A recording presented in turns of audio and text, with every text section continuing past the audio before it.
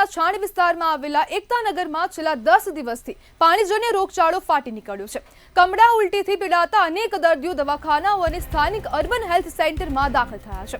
આ સમસ્યાના ગંભીર સ્વરૂપને પગલે હંગામી આરોગ્ય અમલદાર મુકેશ વૈદ્યએ આજે સ્થળની મુલાકાત લીધી। સ્થાનિક લોકો ઉશ્કેરાયા હતા અને હંગામી આરોગ્ય અમલદારનો ઘેરાવો કરી તંત્ર સામે તીવ્ર આક્ષેપ કર્યા। તેમનું કહેવું છે કે 10 દિવસ પહેલા પાલિકા તંત્રને જાણ કરાઈ હતી કે પાણી પીળું અને ગંદુ આવે છે, છતાં કોઈ કાર્યવાહી ન થઈ। પછીથી તંત્ર દ્વારા માત્ર પાણીના સેમ્પલ લેવાયા, પણ અધિકારીઓ તપાસ માટે હાજર નહોતા રહ્યા। લોકો કહે છે કે પાણીની લાઇનમાં ગટરનું ગંદુ પાણી મિશ્રિત થઈ રહ્યું છે, જેના કારણે આ રોગચાળો ફેલાઈ રહ્યો છે। પરિણામે પ્રશ્ન થઈ રહ્યા છે કે 10 દિવસથી લોકો દૂષિત પાણીથી પીડાઈ રહ્યા છે, તો તંત્ર શું કરી રહ્યું છે? માત્ર પાણીના સેમ્પલ લેવાનું નાટક થશે કે પછી કાર્યવાહી કરવામાં આવશે?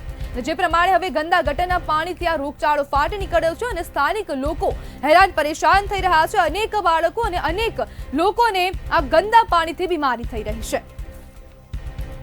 આપણી સાથે કાઉન્સિલર હરીશ પટેલ જોડાઈ ગયા છે। હરીશભાઈ, નાગરિકોની ફરિયાદને ગંભીરતાથી કેમ નથી લેવામાં આવતી? આ વોર્ડ નંબર 2 વડોદરા શહેરની અંદર એકતાનગરનો વિસ્તાર છે। ત્યાં આગળ ગંદા પાણીની ફરિયાદ કરીને તેના રહીશો, કોર્પોરેશનના અધિકારી હોય કે શાસક પક્ષ હોય, ફરિયાદ કરીને થાકી ગયા અને ત્યાંના એક કોર્પોરેટર છે, એમનો દત્તક લીધેલો વિસ્તાર છે। 1981 ની અંદર પાણીની લાઈનો નાખેલી છે। દરેક લાઈનો અત્યારે કાટ આવી જવાથી ખલાસ થઈ ગઈ છે। એના લીધે આખા વિસ્તારમાં ગંદુ પાણી આવે છે। મેં આજે CSC સેન્ટર છાણીથી ડેટા લીધા। 16 પેશન્ટ 10 તારીખથી એડમિટ છે, એમાંથી એક પેશન્ટને રજા આપી છે ઝાડા ઉલટીના ફરિયાદના કારણે। એના સિવાય બીજા અનેક લોકો ઝાડા ઉલટીના ફરિયાદની દવાઓ ત્યાંથી લઈ ગયા છે। એટલે ખરેખર એક ગંભીર મુદ્દો છે, પણ શાસક પક્ષ હોય કે અધિકારી ઊંઘે છે અને વિસ્તારના વડોદરા શહેરના લોકોની કોઈ ચિંતા કરતા નથી। ફેસ્ટિવલો જે કરવાના છે, ફેસ્ટિવલની અંદર આ લોકો બિઝી છે, પણ વડોદરા શહેરના લોકોની ચિંતા એ લોકોને જરા પણ નથી। હરીશભાઈ, 10 દિવસથી હવે અધિકારીઓ ત્યાં હાજર કેમ નહોતા થયા? નાગરિકોએ અનેકવાર રજૂઆતો કરી છે કે ગંદુ પાણી આવે છે, પીળું પાણી આવે છે, દુર્ગંધવાળું પાણી આવે છે, તો અધિકારીઓ શું કરી રહ્યા છે? અધિકારીઓ ફેસ્ટિવલ ઉજવવાની અંદર મસ્ત છે અત્યારે, અને શાસક પક્ષ ભાજપના જે નવા પ્રમુખ નિમાયા છે એમની સાગતા વાગતા કરવામાં વ્યસ્ત છે અત્યારે। વડોદરા શહેરના લોકોની એમને ચિંતા નથી, પણ શાસક પક્ષ હોય કે જે ફેસ્ટિવલના નામે જે તાઇફા કરવાના છે, વડોદરા શહેરના લોકોના વેરાના જે પૈસા છે એ વ્યર્થ કરવાના છે, એની અંદર બીજી છે। એમને વડોદરા શહેરના લોકોની સ્વાસ્થ્યની જરા પણ ચિંતા નથી। હરેશભાઈ, હવે અધિકારીઓ બેદરકાર તો છે, પણ તેમની બેદરકારીના સામે કાઉન્સિલરો શું કરી રહ્યા છે?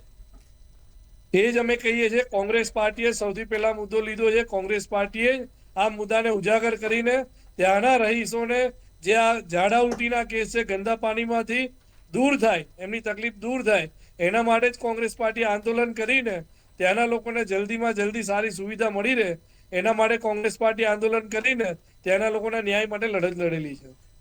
હરીશભાઈ, શું કોંગ્રેસ પાર્ટી અત્યારે આંદોલન કર્યું છે આ મુદ્દે? આ મુદ્દે કોંગ્રેસ પાર્ટી જ્યારથી એકતાનગરની અંદર આ પ્રોબ્લેમ થયો છે ત્યારથી કોંગ્રેસ પાર્ટીના તમામ કાર્યકર્તાઓ એકતાનગરના તમામ રહીશોની સાથે ઉભા રહીને એમના ખભે ખભે મિલાઈને એમનું જે દુઃખ છે એ દૂર થાય એના માટે તમામ પ્રયત્ન અમારા વડોદરા શહેરના પ્રમુખ હોય, વોર્ડ નંબર 2 ના પ્રમુખ હોય, તમામ લોકોએ ખૂબ પ્રયત્ન કર્યા છે। તો હરીશભાઈ, હવે આ અનેક પ્રયત્નો છતાં પણ તેનું નિવારણ કેમ નથી આવતું? ક્યાં ખોટ છે? આના નિવારણ માટે 1981માં જે પાણીની લાઈનો નાખી છે એને તાત્કાલિક ધોરણે બદલવી પડશે, તો જ આનું સોલ્યુશન આવશે। કેટલી જગ્યાએ કનેક્શનોમાં ભંગાણો થઈ ગયા છે, એના લીધે ગટર મિશ્રિત પાણી આવે છે।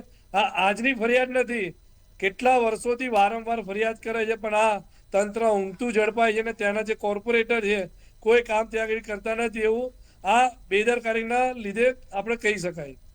જી બિલકુલ હરીશભાઈ, જોડાવા બદલ આપનો આભાર।